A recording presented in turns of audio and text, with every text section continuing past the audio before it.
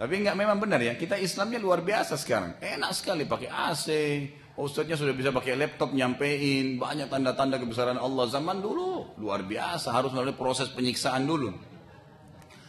Baik, bayangin Bilal tidur di padang pasir yang panas, dibuka bajunya, diikat tangannya dan kakinya, gitu kan? Diikat dengan rantai, ditarik. Jadi dia terlentang benar-benar, tangan kakinya itu nggak bisa membela dirinya sama sekali, dan itu belakangnya panas. Diangkat batu yang berat dan juga panas, sudah kena mata, ditaruh di dadanya. Lalu disuruh beriman, disuruh murtad, nggak mau. Tetap dia mengatakan ahad, ahad, disiksa, tetap saja. Dia tetap kokoh. Ini luar biasa nih ya. Saya terus terang masih belum bisa berpikir bagaimana imannya sahabat gitu. Terus terang kadang-kadang saya kalau baca kisah-kisah mereka, jemaah sekalian bingung melihat bagaimana mereka beriman pada zaman itu tuh. Bukan hal yang gampang gitu ya, berat sekali. Ya, bukan hal yang ringan. Kemudian termasuk juga orang yang disiksa adalah seorang wanita dari suku Muzammil. Suku Mu'ammil. Suku Mu'ammil ini tidak disebutkan namanya dia, namanya seorang budak ini, tapi memang ahli sejarah mengatakan dia terkenal dari suku Mu'ammil. Dan orang-orang kafir banyak yang partisipasi dalam menyiksanya. Kebetulan suku Mu'ammil ini ya salah satu dari cabang sukunya Bani Adi. Bani Adi ini sukunya Umar bin Khattab. Nah, Umar ini belum masuk Islam waktu itu. Anda tahu apa yang Umar buat waktu itu? Umar ini datang partisipasi menyiksa budak ini. Gitu. Yang pada saat itu belum masuk Islam beliau. Umar lalu menyiksanya sampai Umar bosan. Tapi nggak disebutin apa siksaannya gitu kan. Bila Umar sudah bosan, ia berkata pada budak itu, aku berhenti hari ini menyiksamu karena bosan. Tapi aku akan kembali lagi besok. Lalu ia kembali keesokan harinya untuk menyiksa budak itu. Apa yang terjadi? Budak itu tetap sabar. Lalu dia mengatakan apa? Allah lah yang telah membuatmu seperti ini. Ini perempuan budak ini bilang, Allah yang buat kamu seperti ini. Ada satu kalimat bijak di mas, kalian pernah saya dapatkan dari salah satu kerabat saya, tidak sengaja gitu dia bilang. Jadi ada sedikit musibah yang terjadi gitu kan. Ada beberapa orang yang sempat bisnis kemudian bangkrut, ada masalah, terlilit dan segalanya. Lalu dia mengucapkan kalimat bijak gitu. Dia mengatakan, sebenarnya kejadian-kejadian ada orang yang mengambil uang kamu ini, ada orang yang belum bayar ini. Ini Allah yang sudah atur, tanda kutip. Ada sebuah rekayasa Allah di situ. Kamu lihat, sabar nggak jalanin. Toh prosesnya akan kita lalui kan gitu. Sabar nggak? Kalau kita yakin kita punya Tuhan dan dia punya Tuhan, tidak akan ada masalah. Dan ini terjadi para sahabat.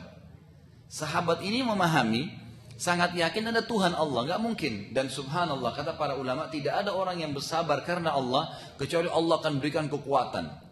Jadi Bilal di sini pada saat sabar dengan batu panas itu bukan berarti seperti kita sekarang mungkin kalau kita ragu, enak kayak disiksa ya, gimana? Enggak. Memang Allah berikan pada saat dia sudah terima itu, Allah mudahin buat dia.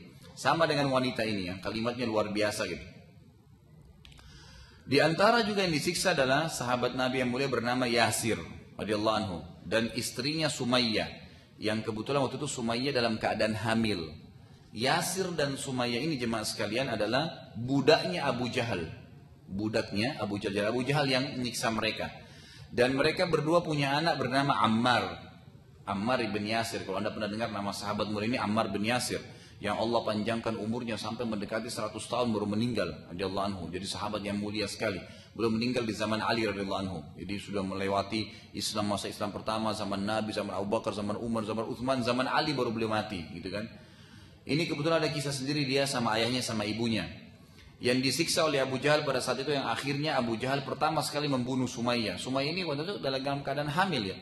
Kemudian ditusuk tombak perutnya oleh Abu Jahal. Yasir ingin membela, ya akhirnya Yasir pun dibunuh. Yasir pun juga dibunuh. Pada saat tertinggal Ammar anaknya saja, Abu Jahal lalu makin dahsyat menyiksanya. Tapi Abu Jahal tidak mau membunuh, sengaja disiksa-siksa sampai berdarah-darah gitu. Sampai akhirnya Ammar sudah tidak tahan lagi dan Abu Jahal mengatakan, saya tidak akan membiarkan kau hai Ammar sampai kau meninggalkan agamanya Muhammad. Lalu Ammar pun mengatakan, baik, aku tinggalkan. Jadi Ammar ikuti, gitu kan? Tetapi Abu Jahal tidak puas. Lalu lewat seekor unta besar, Abu Jahal bilang, aku tidak akan membiarkan engkau dari siksa ini sampai engkau mengatakan unta ini Tuhanku. Unta lagi lewat, bilang ini unta Tuhanku, baru saya lepasin. Maka Ammar radhiyallahu anhu pun mengikuti karena sudah tidak tahan lagi dengan siksaan dan sakit luar biasa, orang tuanya sudah meninggal di sebelahnya gitu kan. Setelah itu Abu Jahal meninggalkannya. Apa yang terjadi? Ammar sangat menyesal, lalu beliau menyampaikan penyesalannya pada Nabi SAW. Lalu Nabi SAW berkata, bila engkau disiksa lagi besok, maka ucapkanlah. Kenapa? Karena ternyata Ammar waktu mengucapkan unta ini Tuhan saya, itu bukan dari hatinya, karena terpaksa. Nah, karena terpaksa. Dan Anda perlu tahu jemaah sekalian, Ammar pada saat itu umurnya 9 tahun. Waktu disiksa itu 9 tahun. Nah, ini luar biasa ya. Umur 9 tahun disiksa bisa kokoh dalam Islam, itu luar biasa sahabat. Luar biasa radhiyallahu anhum, ini luar biasa. Lalu kisah Ammar ini diceritakan oleh Allah. Turun ayat gara-gara Ammar. Umur 9 tahun ini surah An-Nahl. Urutan 16 ayat 106. Urutan 16 ayat 106. Ini kalau seandainya ada orang muslim yang ditangkap oleh orang kafir, gitu kan? Kemudian mereka disiksa dan diharuskan mengucapkan kalimat kufur, tapi hatinya tidak ikut, cuma lisannya, maka itu dimaafkan oleh Allah Subhanahu wa taala seperti kasus Ammar radhiyallahu anhu. Ayatnya bunyinya a'udzubillahi minasyaitonirrajim, man kafara billahi min ba'di imanihi illa man ukriha wa qalbuhu mutmainnun bil imani walakin man syaraha bil kufri sadra fa alaihim ghadabun minallahi wa lahum adzabun azim. Barang siapa yang kafir kepada Allah sesudah dia beriman, dia mendapatkan kemurkaan Allah. Orang yang sudah beriman murtad, maka itu murkahnya Allah sama dia besar. Kecuali orang yang dipaksa kafir, padahal hatinya tetap tenang dengan iman, dia tidak berdosa. Akan tetapi orang yang melapangkan dadanya untuk kekafiran, maka kemurkaan Allah akan menimpahnya dan baginya azab yang besar. Juga diantara siksa orang-orang Quraisy yang masyhur dalam buku-buku sejarah adalah kepada seorang wanita yang bernama Zarirah radhiyallahu anha. Ini disiksa sampai matanya buta. Sampai matanya buta, ya, dipukulin sampai matanya buta. Maka pada saat buta, orang-orang Quraisy yang menyiksanya mengatakan ia telah dibutakan oleh Al-Lata wal Uzza. Jadi matanya sudah berdarah-darah, udah nggak melihat. Lalu mereka mengatakan ini Al-Lata wal Uzza, dua patung besar yang mereka sembah yang telah membutakan. Ya. Lalu Allah Subhanahu Wa Taala tiba-tiba mengembalikan penglihatan Zarirah yang akhirnya membuat orang Quraisy ketakutan dan meninggalkannya. Tiba-tiba melihat pada saat itu gara-gara ucapan kalimat tersebut. Tapi ini luar biasa, seorang wanita disiksa seperti ini sampai buta tetap kokoh dalam imannya.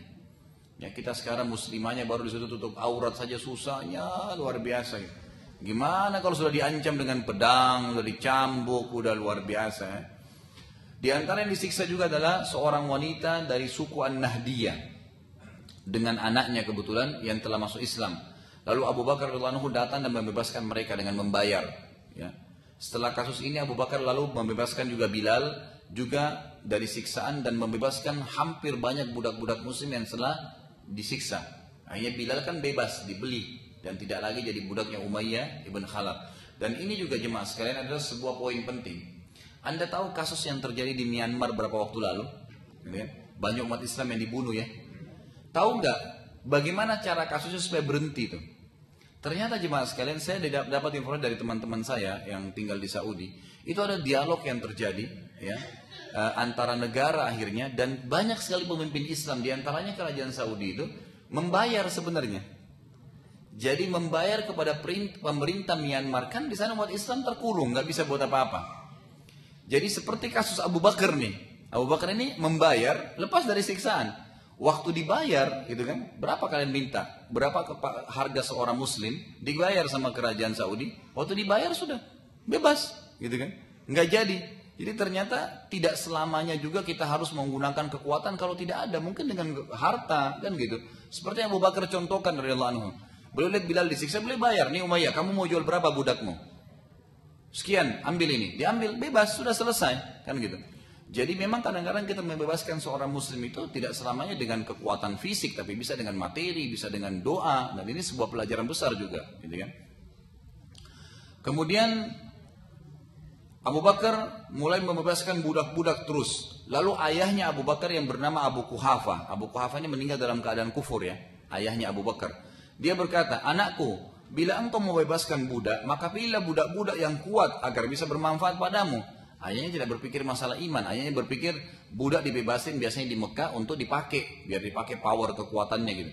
Abu Bakar lalu menjawab, ayahku, aku tidak membebaskan mereka karena aku butuh mereka, tapi aku membebaskan mereka karena Allah Subhanahu wa taala. Maka turunlah ayat tentang perilaku Abu Bakar. Ini jadi sahabat turun, kasus perilaku mereka yang dimuliakan oleh Allah itu dipuji oleh Allah. Dalam surah Al-Lail urutan 92 dalam Al-Quran ayat 21 yang selalu Bapak Ibu baca, wala saufa yarda. Jadi pasti nanti Allah akan balas tuh Abu Bakar di hari kiamat dan dia akan sangat puas dengan balasan itu. Allah akan balas perilaku pembebasan budaknya tadi.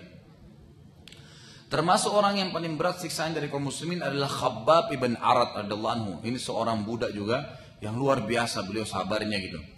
Tepatnya pada zaman khilafah Umar radhiyallahu anhu, kita ceritakan ini riwayatnya dulu, kita majukan ke depan. Di zaman khilafahnya Umar, setelah Nabi meninggal, setelah Abu Bakar meninggal, itu di zamannya Umar jadi khalifah. Pernah Khabbab sedang duduk, lalu Umar bertanya padanya, wahai Khabbab, siksaan apakah yang paling pedih yang pernah engkau alami dari Quraisy waktu dulu di Mekah? Ini sudah jauh ya di zaman Umar. Khabbab lalu berkata, demi Allah wahai Amir Mukminin, belum pernah aku mengalami siksaan sepedih ini. Lalu Khabbab radhiyallahu anhu memperlihatkan belakang tulangnya, jadi punggung belakangnya, ya, yang terdapat pada punggungnya itu ada lubang yang dalam, itu dari tulang ekornya sampai ke lehernya, lubang dari bawah sampai ke atas gitu. Waktu melihat kejadian tersebut, dan itu hitam seperti kena luka bakar, jadi sudah lubang naik ke atas gitu, dari bawah tulang ekor sampai ke punggungnya, dan warnanya hitam, kena seperti luka bakar. Umar lalu heran sambil menangis. Umar berkata, demi Allah, aku belum pernah melihat kejadian seperti ini dan ini sangat menyedihkan. Bagaimana kejadiannya? Khabbab menceritakan, mereka memanaskan batu sampai memerah karena panasnya. Dibakar batu itu sampai memerah, dan batu itu tajam, ya, dipanasin sampai merah. Lalu mereka meletakkan batu itu di atas tanah, kemudian aku ditarik dengan keras sambil terbaring, dan akhirnya tubuhku bagian belakang melewati batu panas itu. Itu siksaan yang luar biasa. Alhamdulillah sekarang dengan enak gitu kan, pakai AC rumahnya gitu, masih nggak sholat malam, Al-Quran dengan tulisan indah cuma dipajang gitu kan, semuanya. Ya, orang-orang Islam ini luar biasa sekarang. Jadi selalu manja kalau sekarang ini. Zaman dulu dengan siksaan, tapi mereka luar biasa kokohnya gitu. Jadi kita harus ambil pelajaran dari masalah-masalah seperti ini, jemaah sekalian. Perlakuan Quraisy ini sangat menyakitkan, yang akhirnya membuat Khabbab radhiyallahu anhu mendatangi Nabi SAW pada saat itu, dan beliau berkata pada Nabi SAW yang Nabi sedang berlindung di depan Ka'bah. Ini bayangin ya, Khabbab sudah bolong tuh belakangnya, tidak meninggalin agama Islam. Terus sudah disiksa, dilepasin, dia pakai bajunya, dia datang ke Nabi. Nabi lagi depan Ka'bah. Apa yang dia keluhkan? Dengarkan. Dia mengatakan, wahai Rasulullah, Quraisy sudah menyiksa kami luar biasa. Lalu Khabbab memperlihatkan lukanya. Nabi lihat luka itu, dibukain. Ini lihat ya Rasulullah, masih terbakar nih luka saya. Sampai seperti ini. Apa yang kata Khabbab? Mintalah pada Allah memberikan kemenangan dari kejahatan Quraisy ini. Apa jawaban Nabi? Dengar ini di awal-awal Islam ya. Luar biasa gitu. Kalau saya melihat ini sahabat-sahabat di Mekah ini sahabat pilihan. Bukan sembarangan gitu. Makanya jumlahnya waktu itu, waktu Nabi SAW saja akan hijrah cuma 70 atau 83 orang yang masuk Islam. Kayak orang-orang terpilih aja gitu. Mendengarkan hal tersebut, Nabi SAW lalu menjawab, wahai Khabbab, sesungguhnya orang-orang sebelum kita yang beriman, itu digalikan untuknya lubang di tanah. Lalu ia ditanam di dalamnya hingga kepalanya saja yang kelihatan. Ini orang-orang sebelum kita yang beriman. Lalu didatangkan gergaji yang digunakan untuk membelah dua kepalanya. Sudah ditanam sampai di lehernya, kepalanya dibelah lagi, tambah nggak bisa gerak. Itu luar biasa siksaannya. Juga seseorang dari mereka dicabit-cabit dagingnya, sengaja dicuil-cuil, daging lagi hidup, masih hidup. Dari tulangnya dengan besi yang keras. Tidaklah itu semua membuat mereka meninggalkan agama mereka. Itu luar biasa imannya orang-orang.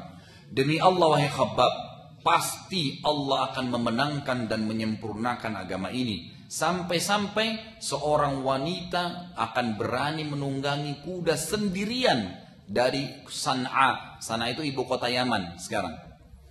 Ke Hadramaut. Ya, Hadramaut ini nama wilayah lain di Yaman. Itu kurang lebih jaraknya sekitar 600 km. Nabi bilang apa? Demi Allah, Allah akan memenangkan agama ini dan menyempurnakannya sampai wanita jalan naik kuda sendiri dari San'a ke Hadramaut 600 kilo. Dan dia tidak akan takut kecuali kepada Allah. Tetapi kalian kaum yang tergesa-gesa. Ya, jadi artinya betul seperti sekarang umat Islam di mana-mana bebas hidup, gitu kan? Cuma butuh sabar saja. Ya, kadang-kadang cobaan itu datang. Makin hari siksaan Quraisy makin banyak kepada kaum muslim dan makin berat sampai sahabat Abu Bakar radhiyallahu anhu dan lain-lain juga termasuk disiksa. Maka Nabi SAW mengumpulkan para sahabat dan beliau berkata, barang siapa di antara kalian ingin hijrah, maka telah diizinkan untuk kalian. Maka orang yang pertama hijrah dari sahabat Nabi adalah Utsman bin Affan radhiyallahu anhu bersama istrinya Ruqayyah binti Muhammad SAW. Dan Nabi SAW mengatakan, orang yang paling pertama hijrah di jalan Allah setelah Lut alaihissalam adalah Utsman. Radhiyallahu anhu. Jadi kurang lebih bahasan kita sampai sini. Kalau ada yang mau bertanya silahkan.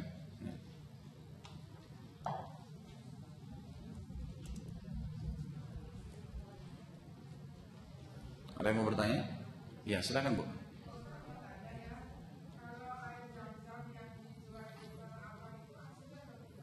Allahu a'lam.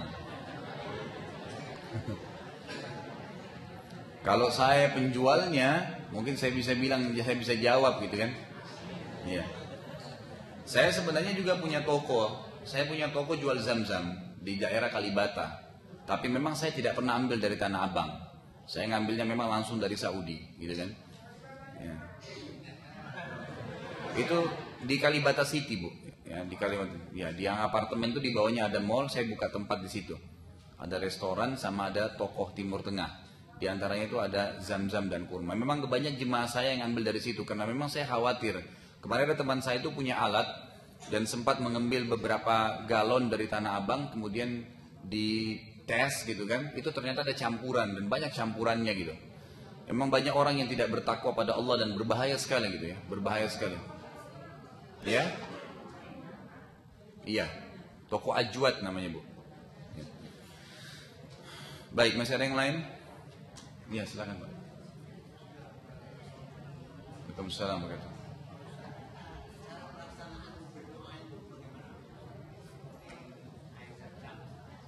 Oh iya.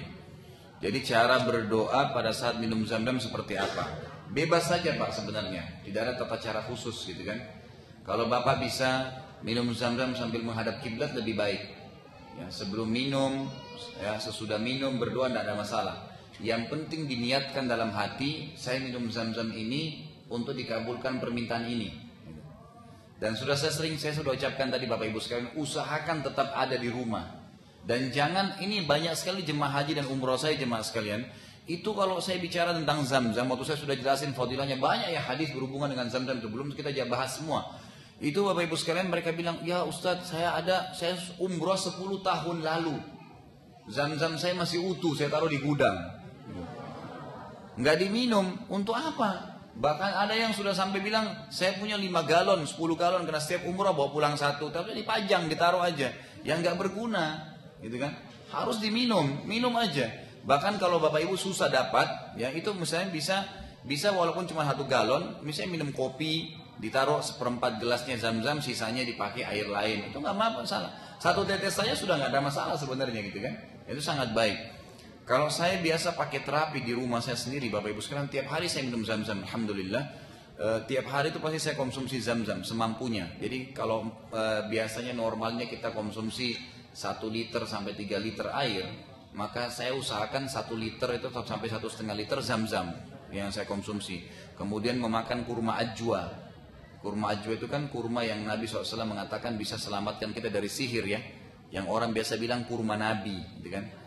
Nah, itu dikonsumsi. Kemudian kalau ada bisa mendapatkan madu asli, kemudian dipakai habatus sauda, ya jintan hitam yang asli juga, yang paling bagus dari Ethiopia itu, dikonsumsi itu bagus sekali untuk kebutuhan kita keseharian gitu kan.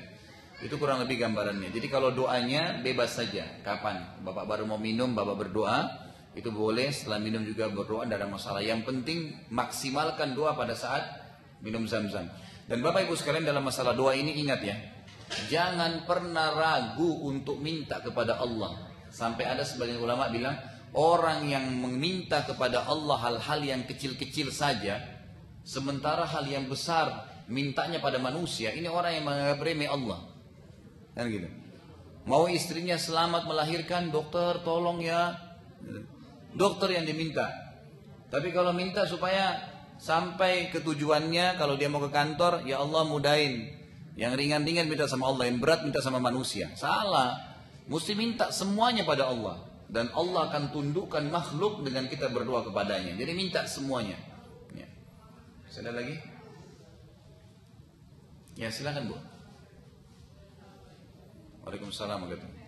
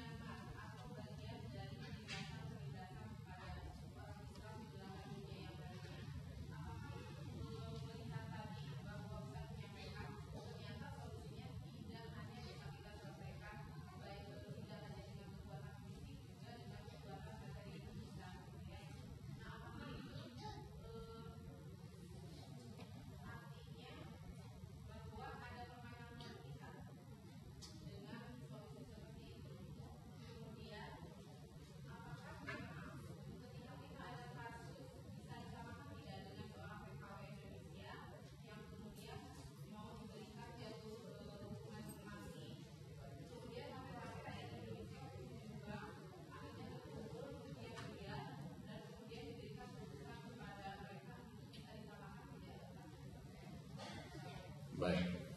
Pertanyaan pertama, Bapak Ibu sekalian, tentang apakah Allah memberikan potensi itu pada manusia. Sebenarnya tadi saya sudah berikan penjelasannya. Penjelasannya kan tadi saya katakan, Allah tidak pernah memaksa kita. Allah tidak pernah memaksa. Allah menciptakan kebaikan dan keburukan serta menggantungkan balasan pada keduanya. Sholatlah, ibadahlah, ya. Amanah, tanggung jawab, berbuat baik sama orang tua, berbuat baik dengan tetangga, pokoknya semua yang baik-baik, ini pahala masuk surga. Surga itu begini, bebas, silakan, yang mau lakukan silakan. Ini riba, ini zina, ini ganggu orang, ini zalim, ini segalanya, nggak boleh ya, haram, dosa, hukumannya ini, dan masuk neraka itu begini, dirincikan semua. Bebaskan, Allah SWT berikan kebebasan, tidak ada paksaan di situ. Jadi pada saat ada orang di zaman sekarang, mereka menolak dakwah. Pada saat kita sampaikan dakwah, mereka menolak. Itu memang pilihan dia. Dan perlu Bapak Ibu, dan saya sudah pernah sampaikan ini. Dakwah itu targetnya adalah penyampaian dan bukan penerimaan. Ya. Jangan pernah Bapak Ibu berdakwah, targetnya supaya dia terima. Nggak bisa. Nggak mungkin itu. Nabi Muhammad SAW sendiri sering sedih dulu, kalau ada orang-orang Quraisy nolak dakwah. Sampai pernah beliau pada saat lagi dakwai beberapa tokoh Quraisy, ada satu orang buta datang, lalu bilang, "Hai Muhammad, tinggalkan mereka, sampaikan kepada saya." Nabi waktu balik lihat orang ini masyarakat biasa. Maksud Nabi, tunggu sebentar, saya lagi dakwain orang-orang ini, tapi orang ini pada nolak gitu kan. Langsung turun apa ayatnya? A'udzubillahi minasyaitonir rajim. Abasa wa tawalla an ja'ahul a'ma wa ma yudrika la'allahu yazzakka aw yadhakkaru fatanfa'ahu dzikra. Kenapa kamu malingkan wajahmu hai Muhammad? Dari orang yang sudah buta, orang yang buta datang, mungkin dia yang malah mendapatkan, mungkin dia yang ingin mendapatkan peringatan, atau mungkin hatinya tersentuh untuk mendapatkan hidayah, gitu kan? Jadi sebenarnya bebas seseorang. Yang penting targetnya kita adalah penyampaian, Bapak Ibu sekalian. Kalau kita target dakwah penyampaian, tidak pernah bosan, tidak akan pernah jenuh. Kita akan jenuh kalau targetnya penerimaan. Kenapa ya? Anak saya sudah saya nasihatin 10 tahun. tetap tidak mau. Suami saya, istri saya, tetangga saya. Karena target kita dia harus terima. Tidak seperti itu. Kalau target kita dakwah penerimaan, maka tidak akan ada orang yang menolak dakwah Nabi SAW. Tapi memang penyampaian. Ma'alaika illal balagh. Tugas kita menyampaikan. Sisanya itu terserah Allah. Nabi Lut alaihissalam selama beliau hidup dan menikah dengan istrinya, mendakwai istrinya sampai detik terakhir, tapi tetap nggak mau, maka Allah siksa istrinya bersama dengan kaum Lut. Nabi Nuh alaihissalam sampai akan meninggal, sudah mulai banjir, Nabi Nuh sudah mengatakan kepada anaknya, ya, berimanlah wahai anakku, ya, ini Allah sudah murka, banjir sudah mulai kelihatan, hujan sudah turun. Anaknya bilang apa? Tidak, saya tetap akan naik ke gunung untuk menyelamatkan diri saya. Maka kata Allah, tidak ada, kata Nabi Nuh, tidak ada bisa selamat hari ini. Dia bilang tidak. Maka akhirnya air datang dan menenggelamkan anaknya. Nabi Nuh di atas kapal sedih. Nabi Nuh mengatakan, ini anak saya ya Allah, innahu min ahli, ini keluarga saya. Wah, dan engkau sudah janji kamu benar. Maksudnya tolonglah dia gitu. Apa kata Allah? Itu bukan anakmu lagi hai Nuh. Karena amalnya bukan amal yang benar. Dia salah. Walaupun kerabatmu. Tugas kita hanya menyampaikan. Apa yang terjadi? Allah mengatakan, Inni u'iduka an takuna minal jahilin, dan saya berharap kamu selamat hai Nuh dari sifat orang-orang jahil. Maksudnya jahil apa? Kata ulama tafsir, jangan kamu protes aku, kata Allah. Sudah nyampein saja, selesai.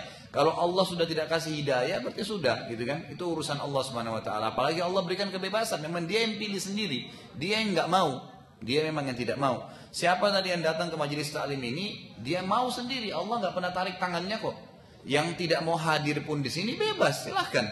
Ibu-ibu di belakang sana yang mau buka auratnya, nggak ada yang larang. Siapa? Orang cuma bilang kenapa, tapi dia punya hak, dia lakukan apa saja. Cuman Allah sudah sampaikan haram loh ya, nggak boleh, kan gitu. Ini nggak bisa, jadi harus ya dia dari dia sendiri gitu. Kurang lebih seperti itu gambarannya tentang pertanyaan pertama.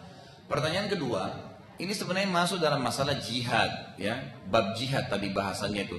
Allah mengatakan, ya kita disuruh berjihad bi amwalikum wa anfusikum, dengan harta dan jiwa kalian. Di antaranya jihad dengan harta itu jemaah sekalian memberikan senjata, persiapan pasukan, persiapan pangan makanannya gitu kan. Itu semua dibiayai. Juga termasuk pembebasan tawanan kaum muslimin. Jadi kasus sebenarnya di Myanmar itu seperti tawanan. Ya, kaum muslimin yang dibebasin dengan tebusan, karena pada saat itu tidak ada bagaimana caranya bisa menembus negara itu, sementara umat Islam tiap hari dibantai, ya itu tidak semudah itu. Maka dengan kasus ditransferkan uang dan ditebus, itu selesai masalahnya, habis gitu kan. Itu kasus kalau terjadi umat Islam disandra. Kalau tadi ditanyakan tentang masalah TKW, beda sekali bahasannya. Itu bukan masalah jihad. Bapak Ibu sekalian, ini kebetulan kena ditanya. Kita, dan sudah pernah saya jelaskan poin ini Bapak Ibu sekalian. Negara kita, negara termasuk yang paling banyak mengirim tenaga kerja ke Saudi. Kan gitu. Anda perlu tahu dulu satu hal. Saudi ini ada Mekah dan ada Madinah. Apa Mekah dan Madinah di mata orang Islam? Saya ingin tanya Bapak Ibu sekalian. Kota suci. Pusat Islam.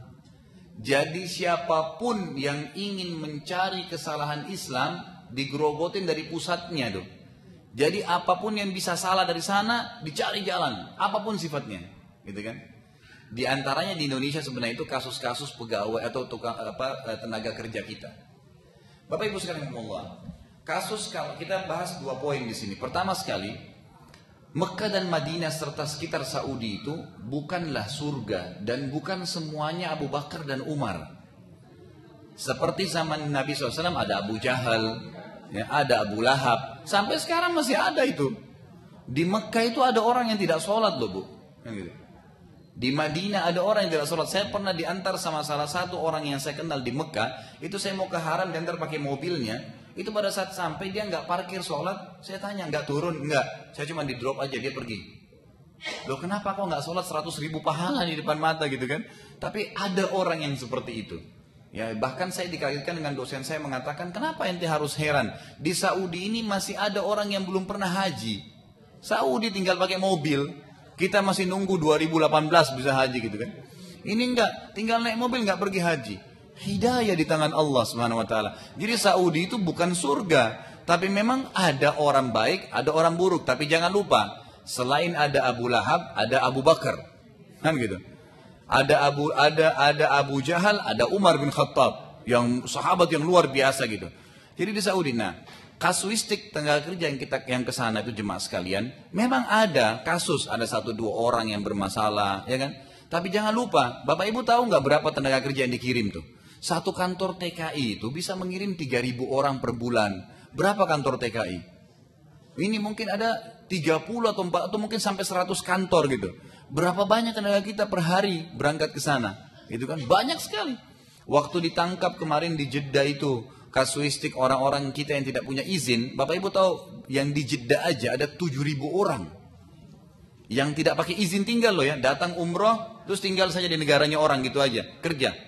Dan itu Bapak Ibu sekalian, sudah ada yang sudah 10 tahun, ada yang sudah 15 tahun, udah punya rumah di Indonesia, udah beli sawah dari kerjanya ya. Kasuistik orang-orang yang seperti ini yang sudah berhasil, pernah nggak diangkat di media kita? Jujur kita ngomong ya. Orang-orang yang berhasil nih, orang-orang yang kerja berhasil, tidak pernah diangkat loh. Yang diangkat itu yang bermasalah. Kenapa? Karena mau disorotin Saudi. Masalahnya di sana ada Mekah Madinah. Kalau udah salah, salah semua nih. Kan orang Islam gitu kan pusatnya. Maka kita harus peka. Ada orang di Saudi yang jahat, yang tidak benar. Ada. Ya, itu mereka salah. Dan perlu Anda tahu ya, banyak kasus dan tidak diangkat di Indonesia. Dan saya tahu sendiri, di Mekah itu ada pernah orang Mekah itu mengganggu satu TKW kita, itu dihukum, dicambuk. Ya. Dan ada yang pernah sampai membunuh orang kita itu dipenggal lehernya. Kan gitu. Memang dihukum. Di sana bukan berarti berlaku hanya untuk orang Indonesia, tidak. Orang Nigeria, orang Saudi sendiri, bahkan pernah ada kasus besar di Saudi, Bapak Ibu sekalian, ada seorang pangeran, itu dia di istananya ada isu, ada minuman keras. Diberikan surat, ada satu kelompok dibentuk oleh, kalau kayak kita di Indonesia ini sebenarnya ada KPK ya. Kalau di sana bukan KPK sebenarnya, dia ada namanya Hay'ah, Amir Ma'ruf Nahi Mungkar. Kelompok khusus untuk menyuruh kebaikan dan melarang kemungkaran. Kalau Bapak Ibu lagi haji umroh, kalau mau ke haram, itu kalau azan ada mobil lewat pakai mic tuh. Teriak-teriak, sholat, disuruh orang sholat. Diikutin orang-orang yang tidak sholat, ayah, hai Muhammad sholat. Ini disuruh sholat gitu. Toko-toko kalau masih buka ditutup, denda 10.000 real. Harus sholat, itu kelompok itu. Nah pada saat dapat berita, ini kisah nyata di Saudi Bapak Ibu sekalian beberapa tahun yang lalu.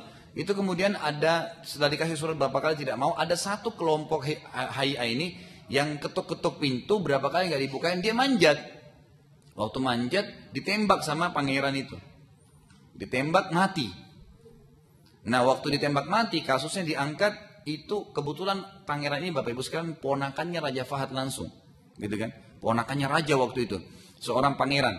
Waktu ditembak langsung diangkat kasusnya. Ribut semua di media, ada orang ditembak. Maka jelas kenapa dia menembak, mestinya dia biarin ada pemeriksaan, tapi dia nggak mau. Dan dia tembak berarti secara sengaja, kena hukum kisos, harus dipenggal. Diiklanin Bapak Ibu sekalian, pangeran fulan menembak orang akan dikisos besok. Itu Bapak Ibu sekalian, terkenal sekali kisahnya sampai raja, ayahnya anak itu, anaknya yang ditembak itu disurati oleh Raja Fahad sendiri. Minta permohonan agar dimaafin, dia minta bayaran berapa dibayar. Tidak mau dia bilang anak nyawa saya nggak bisa diganti kecuali dengan nyawanya orang itu. Diangkat sampai kisos Bapak Ibu sekalian, itu sudah algojunya berdiri, pangerannya sudah pakai kain hitam kepalanya tinggal dipenggal. Di sebelah kanan sana ayahnya anak itu. Tadinya mau dibayar berapapun itu. Karena itu caranya kisos itu Bapak Ibu sekalian hikmah yang luar biasa ya.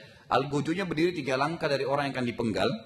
Itu kan di sebelah kanannya itu ada walinya orang yang dibunuh. Suaminya kah, istrinya kah, orang tuanya kah, kayak kasus ini anak adalah ayahnya di sana, kan gitu. Dan mereka penentu keputusan. Setiap melangkah 1 langkah algojonya dia balik ke sana. Kalau masih diam, dia melangkah langkah kedua. Kalau masih diam, langkah ketiga. Terakhir diangkat pedangnya. Kalau dia diam, dipenggal. Tapi kalau ada yang angkat tangan di sana, kasih isyarat maafin, selesai, nggak jadi kisos. Kenapa? Karena hikmah kisosnya Bapak Ibu sekalian mau disampaikan oleh Allah Subhanahu Wa Taala. Yang sedang membunuh kerabatmu, yang ini di depan kamu, kami akan hukum. Nggak ada hubungannya sama istrinya ya, sama anaknya, sama sukunya nggak ada. Ini yang salah, kami akan penggal. Jadi nggak ada nanti benci-bencian keluarga dan segalanya, itu hikmahnya. Yang terjadi Bapak Ibu sekalian waktu sudah langkah ketiga pedang diangkat, itu si ayahnya anak tadi memaafin, angkat tangan. Ditanya oleh media semua, kenapa Anda maafin? Dia bilang, kalau dulu saya disuruh maafin dengan tebusan dunia. Maka kalau saya maafin pada saat itu, saya tidak dapat pahala. Sekarang saya maafin karena Allah. Udah selesai, nggak jadi, dipenggal. Jadi di Saudi itu, kasus masalah kisos itu, hukum Allah diterapin. Kalau saya, mohon maaf ya, kalau ada orang kita yang membunuh, kemudian dikisos, kalau dia muslim, kalau bagi saya lebih baik. Kenapa? Karena dia tidak akan dapat dihukum oleh Allah pada hari kiamat. Dia sudah selamat secara hukum Allah dari hukuman. Kan gitu. Kalau orang di penjara, apakah dia sudah mencuri nih, dia di penjara, apakah dia akan selamat dari hukuman Allah hari kiamat? Enggak. Karena hukum Allah dipotong tangannya, kan gitu. Tapi kalau dia dikisos, memang sudah ajalnya datang. Kan gitu. Mau dia ditabrak mobil kah, mau tidur di atas ranjang, mau dikisos, tetap sama. Ajalnya sudah datang. Dan bahkan Bapak Ibu sekalian, ajal itu bukan hanya pada diri kita, semua benda. Pernah ada sahabat jemaah sekalian, itu pembantunya pecahin piring. Melapor ke Nabi. Nabi dengar, dia marah-marah dengan pemilik. Kata Nabi apa? Jangan kamu marah dengan dia, karena piring itu punya ajal. Sebagaimana kalian punya ajal. Artinya, kalau nggak pecah di tanganmu sekarang, akan pecah di tangan pembantumu. Kalau bukan pembantu, orang lain, pasti akan sudah saatnya. Anda naik motor, pecah ban motornya. Memang sudah ajalnya, nggak usah ngomel-ngomel. Ganti ban baru, ada ajalnya itu. Semua ada ajalnya.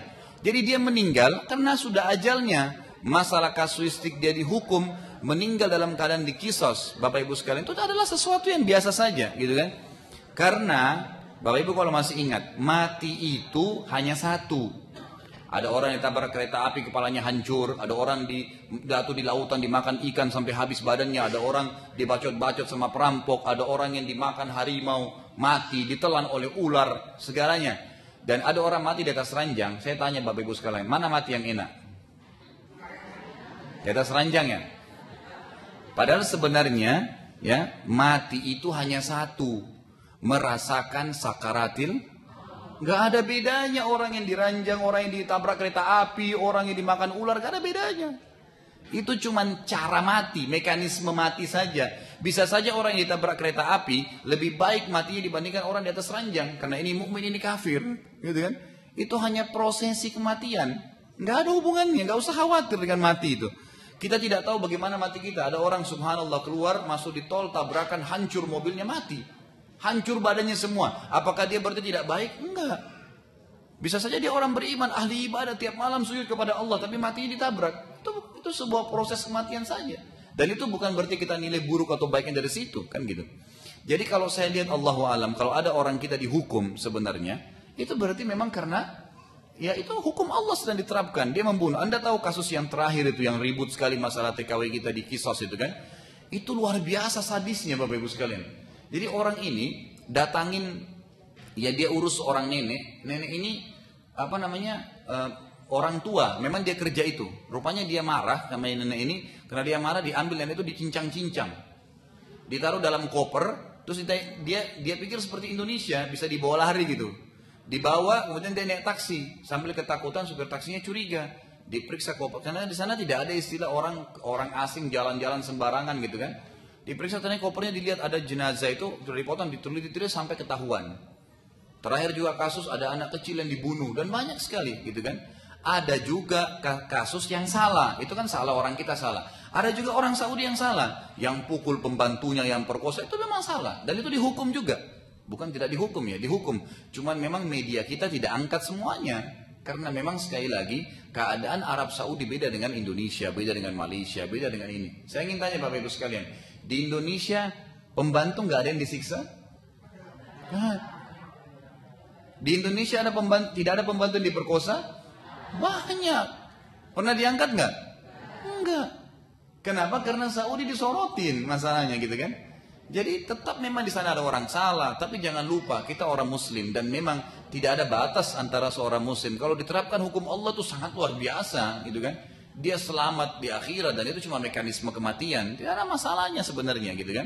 Makanya saya bilang umat Islam sebenarnya Bapak Ibu sekalian tidak ada batas. Kita semestinya tidak boleh mengatakan saya orang Indonesia, saya orang Saudi, saya orang Arab, saya orang Melayu. Itu nggak ada dalam Islam.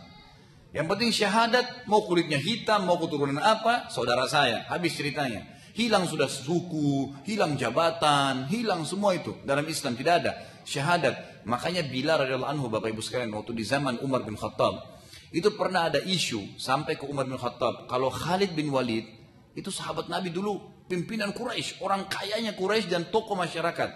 Itu dia sempat mengambil harta ghanimah, harta rampasan perang. Padahal Khalid bin Walid tidak buat itu, cuman isu sampai ke Umar. Umar lalu tulis kertas mengatakan, wahai Bilal, kamu berangkat sekarang ke medan perang sana. Bilal yang disuruh, bekas budak di zaman Quraisy. Kemudian perintahkan Khalid bin Walid meletakkan wajahnya di tanah dan injak wajahnya. Kata Umar, injak wajahnya, baru kamu bacakan surat ini. Ini Bilal, bekas budak, disuruh injak wajahnya bekas pimpinan Quraisy, gitu loh. Waktu sampai ke medan perang, Bilal ini ragu. Ini bagaimana saya membahasakan perintahnya Umar begitu? Khalifah perintah begitu. Tapi dia bilang sama Khalid, maaf Khalid, ceritanya begini, ceritain sama dia pelan-pelan. Khalid bin Walid mengatakan, jalankan Amir Mukminin perintahnya. Khalid bin Walid lalu berdiri mengatakan, wahai kaum muslimin, Bilal diutus oleh Amir Mukminin. Dan kita adalah orang-orang muslim wajib mentaati Amir Mukminin, pemimpin. Dia diperintahkan untuk meletakkan pipi saya di tanah dan menginjak pipi saya sambil membaca surah Amir Mukminin. Jadi tidak ada yang marah. Khalid bin Walid dengan imannya letakkan wajahnya di tanah, diinjak oleh Bilal lalu dibaca. Dengan kemuliaan. Maksudnya Umar ini yang menunjukkan Islam tidak membedakan antara warna kulit, suku, negara, nggak ada. Makanya orang-orang muslim jemaah sekalian, mereka sengaja ingin petak-petakkan, pecah-pecahin negara Islam, ini negara ini, fanatisme muncul. Supaya kita saling musuh, gitu kan. Kita musuh Malaysia, kita musuh ini, kita musuh Muslim. Apa yang mau dimusuhin? Nggak ada batas sebenarnya. Ya, yang salah dihukum, yang benar didukung, selesai. Mau dia di Turki, mau dia di manapun tempatnya, yang penting dia Muslim sudah habis. Kan gitu. Ini kurang lebih gambarannya Bapak Ibu sekalian. Makanya saya kagum sekali sebenarnya dengan ada seorang ibu pengacara waktu itu di Jakarta sini di media itu kan, malah tidak pakai jilbab loh. Saya kaget tuh lihat itu. Malah dia yang tampil gitu. Waktu orang semua pada sorotin Saudi, TKW kita disiksa gini-gini.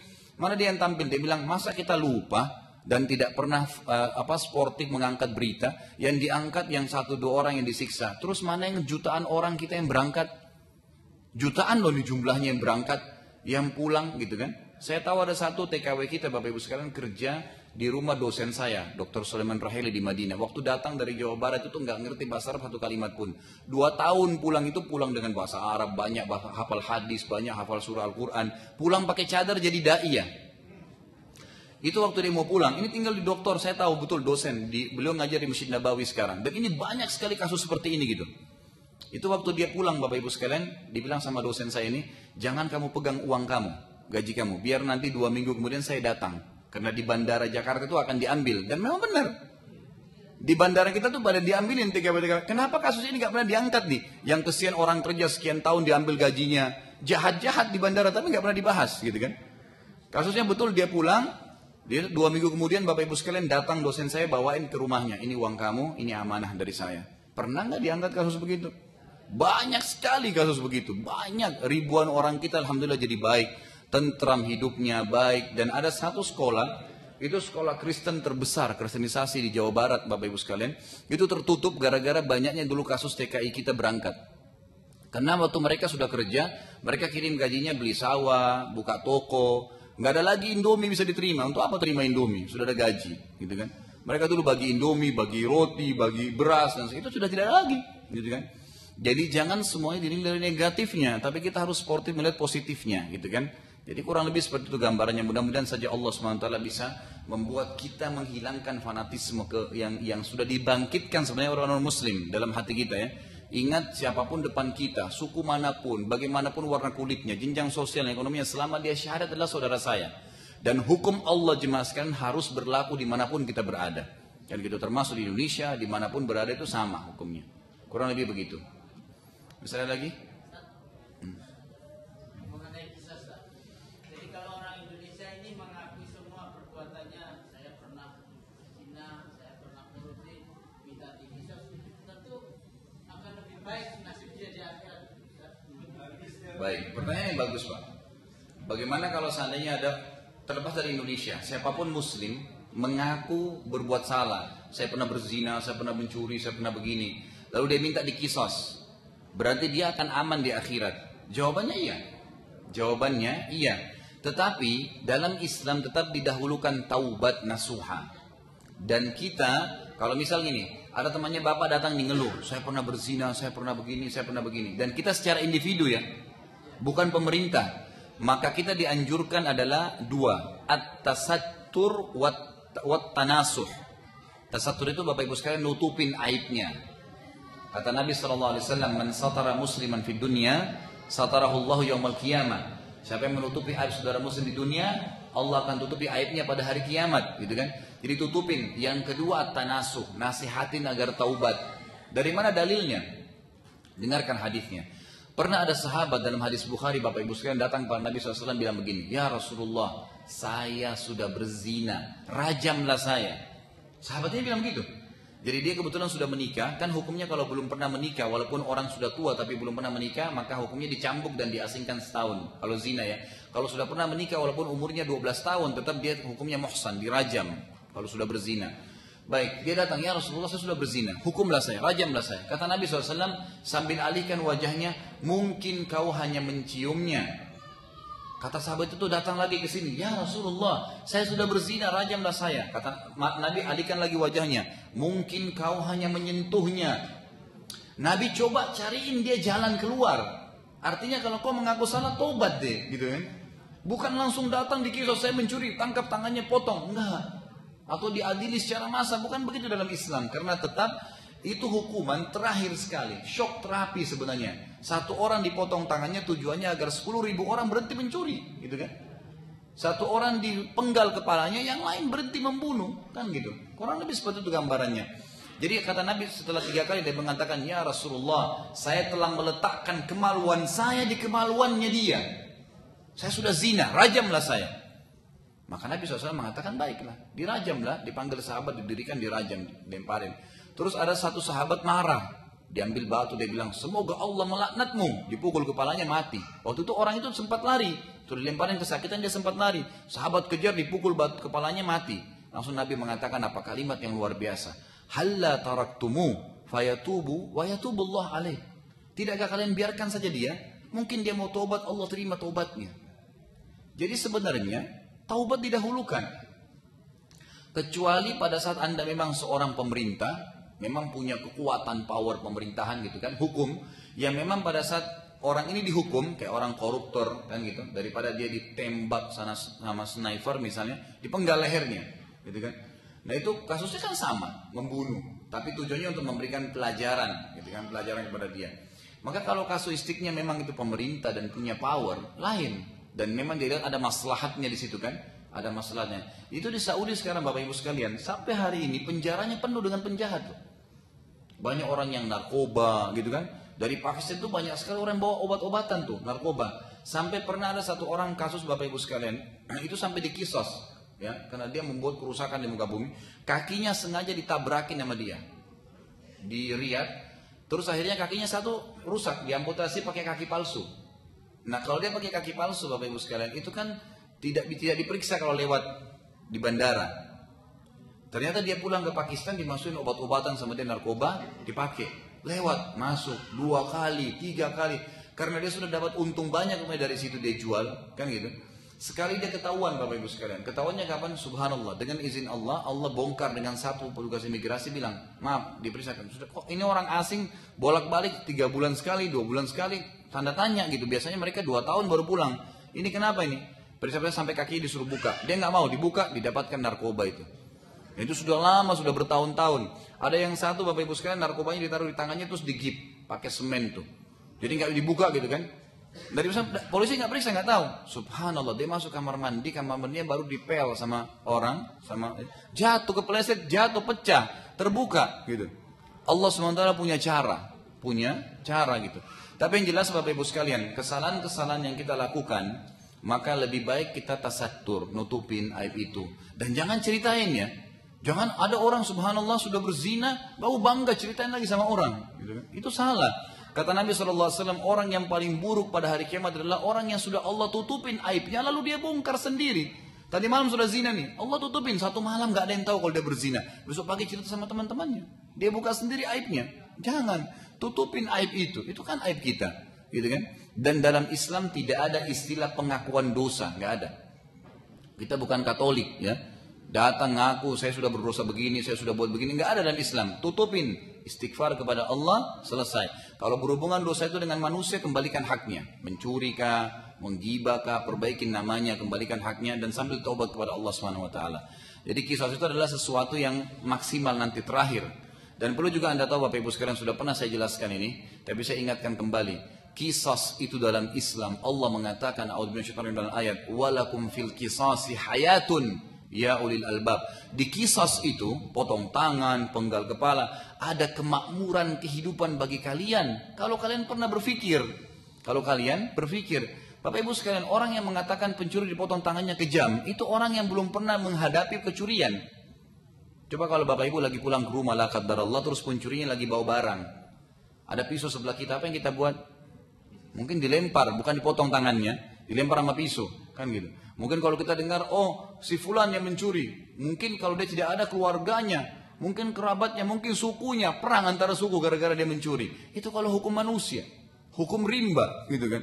Tapi kalau hukum Allah tidak, tangkap dia, kasih pemerintah, dipotong. Bapak Ibu tahu kan, pernah saya jelasin mau potong tangan, itu malam Jumat diiklanin di Saudi. Semuanya, TV, radio, koran-koran, Fulan bin Fulan telah mencuri di toko ini, toko emas ini, di rumah ini. Ceritakan kronologisnya, dia sudah kena ayat Allah. Pencuri laki-laki, perempuan dipotong tangannya dan jangan kalian ya menganggap potonglah tangannya sebagai balasan dari perbuatan mereka. Baik. Didatangkan besok ada mobil ambulan, ada mobil penjara, ada mobil pengadilan. Mobil penjara yang bawa dia, mobil pengadilan yang buat laporan ke kerajaan, mobil ambulan yang akan bawa dia kalau sudah dipotong tangannya. Bukan dibiarin mati di situ, gitu kan? Baik, ditaruh tangannya Bapak Ibu sekalian dipotong sama algojonya. Dan perlu Anda tahu juga di Saudi ini, yang jadi algojo itu satu keturunan. Jadi satu suku itu semua kerjanya potong tangan saja. Yang potong kepala itu satu suku, nggak diganti-ganti. Gitu. Sama yang pegang pintu Ka'bah, begitu prosesnya. Dipotong tangannya, ini telapak tangannya Bapak Ibu sekalian digantung 3 hari. Sampai membiru. Kira-kira kalau ada orang yang niat mau mencuri lewat di situ, kira-kira apa yang dia bilang kalau dia tangan digantung? Kalau saya mencuri tangan saya seperti itu, kan gitu. Berhenti mencuri nggak jadi. Makanya di Saudi itu sampai sekarang kalau mobil Mercy, mobil-mobil mewah diparkir pinggir jalan sampai debu-debu. Pernah lihat nggak kalau yang haji umroh? Nggak ada yang berani sentuh. Coba di Indonesia, hilang peleknya, hilang spionnya. Di lampu merah itu loh kasus kemarin, mobil Alphard itu bisa lagi lampu merah, dipatahin spionnya, lari dicuri.